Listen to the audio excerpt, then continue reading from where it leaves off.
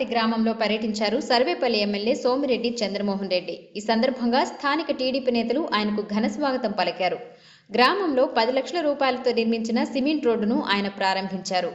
ఇటీవల లేగదూడల అందాల పోటీలు నిర్వహించగా ప్రతిభ చూపిన దూడలకు బహుమతులు ప్రకటించారు. ఈ బహుమతులను సంబంధిత యజమానులకు ఎమ్మెల్యే అందించి అభినందించారు.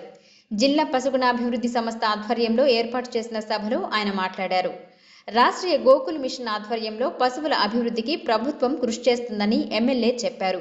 గత ప్రభుత్వ హయాంలో ప్రజలతో పాటు పశువులను కూడా పట్టించుకోలేదన్నారు. సర్వేపల్లి నియోజకవర్గంలో పొదలకూరు మండలంలో పశు సంపద ఆశించిన మేర ఉందని చెప్పారు. ఏపీలోని కొన్ని ప్రాంతాలలో కేవలం పశువుల మీదే ఆధారపడి ప్రజలు జీవనం సాగిస్తున్నారని తెలిపారు. పాడి రైతులకు అన్ని విధాలుగా సహకారం అందించేందుకు ప్రభుత్వం సిద్ధంగా ఉందని ఆయన స్పష్టం చేశారు. పెరిగితే ₹1,00,000 అంట.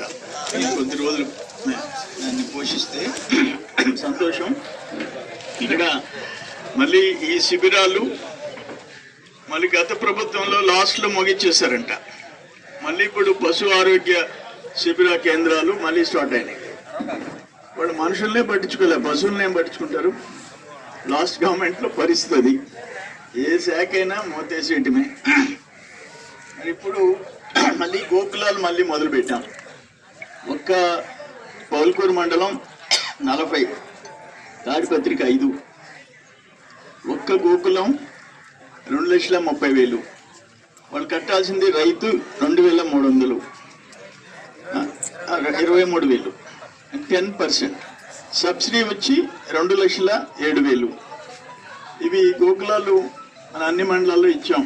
దాదాపు 200 గోకులాలు ఇచ్చాం. ఆ గోకులాలు లాస్ట్ 5 years లేవు కదా, గత 5 సంవత్సరాలు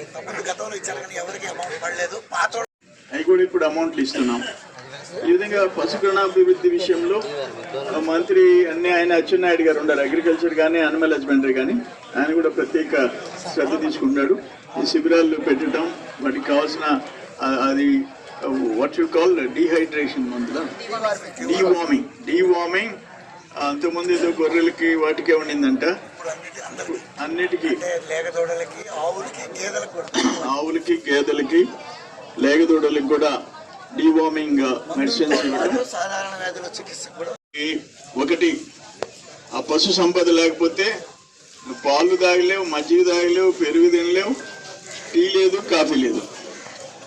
సో మన రైతులు పంటలు పండించేది ఎంత ముఖ్యమో పశువులు పోషణ కూడా అంతే ముఖ్యం మనకి.